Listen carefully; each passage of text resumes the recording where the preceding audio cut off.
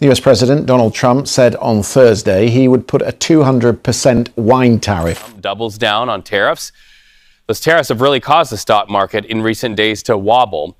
A major escalation in President Trump's trade war. The president now... The $13 billion tariff crisis between the U.S. and the EU is still one of the main topics on the agenda.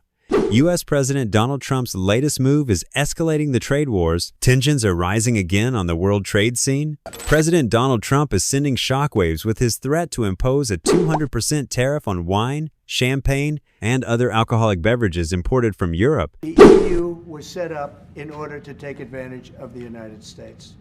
This move could have a profound impact not only on diplomatic relations, but also on the global economy.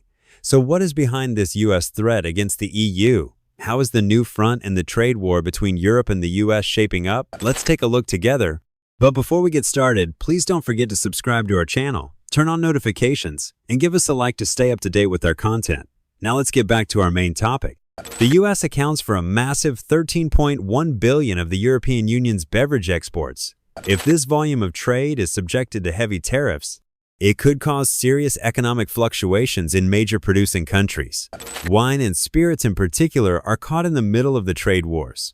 So how did this beverage crisis escalate? The Trump administration reacted to Europe's steel and aluminum tariffs, and the response was swift. U.S. President Donald Trump said, if this tariff is not lifted immediately, the U.S. will soon impose a 200% tariff on all wine, champagne, and spirits from France and other EU countries. This will be great for wine and champagne businesses in the U.S. This statement was a concrete indication of how quickly global trade wars can escalate. As soon as the Trump administration imposed a 25% tariff on steel and aluminum imports, the EU quickly responded. The European Union announced additional tariffs on American products worth $26 billion, or about $28 billion, including boats, bourbon whiskey, and motorcycles. EU officials said the measures were swift and proportionate and would take effect in April. Meanwhile, the American liquor industry has begun to prepare for the challenges posed by the impending retaliatory tariffs. If the trade dispute deepens further, U.S. producers could suffer serious losses in the international market. While Trump's threat of tariffs resonated deeply with the U.S. liquor industry, tensions quickly escalated on the other side of the Atlantic. European leaders and industry representatives have signaled that they will not remain silent on this threat. So in this context, is the European alcohol industry reeling? According to U.S. Department of Commerce data, France was the largest wine exporter to the U.S. last year, shipping $2.5 billion worth of wine. Italy followed close behind with exports worth $2.3 billion. According to the Comet Champagne, the industry trade association, France exported nearly 27 million bottles of champagne to the U.S. in 2023. This made America the largest market for French champagne, overtaking the United Kingdom. These figures clearly show how critical an export item alcoholic beverages are for the EU. Recognizing the seriousness of the situation, the French authorities reacted swiftly. French Trade Minister Laurent Saint-Martin stated that Trump is escalating the trade war and said, "We will not give in to threats and will always protect our industries." EU Commission trade spokesperson Olaf Gill took a more diplomatic approach, calling on the U.S. to immediately cancel the steel and aluminum tariffs. "We want to negotiate to avoid tariffs in the future. They bring nothing but lose-lose outcomes, and we want to focus on win-win outcomes," he said. Gill noted that work was underway to initiate talks between EU trade officials and their U.S. counterparts. But it's not just French and EU officials who are worried, but also industry representatives who will be directly affected. The Irish Whiskey Association said the tariffs put jobs, investment, and businesses at risk and have the potential to be devastating for the industry. There are no winners in a trade war, the association said, emphasizing that both sides would suffer mutual losses. Trump, for his part, used strong language against the EU, calling it one of the most hostile and abusive tax and tariff authorities in the world. Trump's retaliatory plans have the potential to easily escalate into an unchecked trade war after complaining about the unfairness of global trade, saying that the U.S. has no free trade and that the world is ripping us off. Trump announced new tariffs on the 2nd of April. If these tariffs go into effect, Trump is likely to face a backlash from the EU.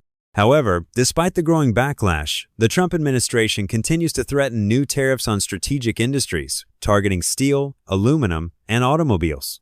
U.S. Treasury Secretary Scott Bessent stated that this will depend on the actions of trading partners. Chris Swanger, CEO of the Distilled Spirits Council of the United States, said the EU's 50% tariffs on American spirits are deeply disappointing and will severely undermine efforts to rebuild U.S. spirits exports in EU countries. Brown-Forman CEO Lawson Whiting said it would be a gross understatement to describe the tariffs as fluid. Although the company plans to retaliate, Whiting said the heightened tensions were not surprising, but nonetheless put the company in a difficult position. In addition, Union Italiano, which represents Italian wine producers, estimated that Trump's tariffs could cost the industry $1 billion. Governments have varied their responses to U.S. President Donald Trump's tariff threats. China, the European Union, and Canada were quick to respond to Trump's tariffs with tariffs of their own, encouraged to fight back by their domestic political constituencies, or emboldened by leverage based on the size of their economies. But governments in Australia, Brazil, the United Kingdom, Japan, and Mexico have chosen, at least for now, not to retaliate while they seek a deal with Trump. So how does Trump's threat of 200% tariffs hit a billionaire ally? U.S. President Donald Trump's proposed 200% tariff on all European Union alcohol products could put a significant financial strain on French luxury conglomerate LVMH, led by billionaire Bernard Arnault, who attended Trump's presidential inauguration earlier this year and opposes French tax hike. The U.S. is one of the largest importers of French wine and spirits, and many of LVMH's alcohol brands, especially those producing champagne, are very popular in the States. Even in the face of long-standing personal, diplomatic, and trade relations, Trump has continued to impose tariffs on various goods around the world, with one of the best examples being a series of tariffs that have increased tensions in U.S.-Canada relations. Let's take a closer look at LVMH's position in the trade war. LVMH, the luxury goods conglomerate formed by the merger of Louis Vuitton and Moët Hennessy, is led by Arnault, one of the richest men in the world. Moët Hennessy is the wines and spirits division of the company, known for its prestigious champagne labels, including Dom Perignon, as well as cognac and fine wines.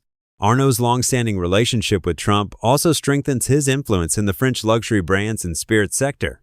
And this interaction makes the potential crisis over prestige products, such as champagne, even more pronounced. Champagne is one of the first names that comes to mind when thinking of luxury alcohol, and this prestigious spirit is produced exclusively in the Champagne region of France. Protected by the Appellation d'Origine Control regulations, wines from this region can legally bear the name champagne, while their American counterparts are called sparkling wines. However, in recent years, the sector has been affected by global economic fluctuations, leading to declines in revenues for major brands such as LVMH. Revenue for the LVMH wine and spirits division fell 11% in 2024, with the company reporting that the alcohol sector generated about $6.35 billion last year. Cognac and spirits were among the spirits whose sales fell the most, down 14%, while champagne and wine revenue fell 8%. Potential tariffs on French alcohol products could push American consumers to favor locally produced wines, further reducing LVMH sales. The economic effects of this tension were felt immediately. Stock markets fell sharply as the trade war flared, with the S&P 500 index entering correction territory, down 10% from its peak 3 weeks ago. Trump's announcement sent European alcohol stocks tumbling as investors digested the potential impact of tariffs on key exports. The impact was particularly pronounced on LVMH, which focuses on French brands. Among the companies adversely affected by the tariffs, shares of David Cari Milano, owner of Campari, Aperol, and Wild Turkey, fell by 4.2%, French Pernod Ricard by 3.9%, Heineken by 0.6%, and LVMH by 1.4%. However, American distillers took advantage of the situation and made gains.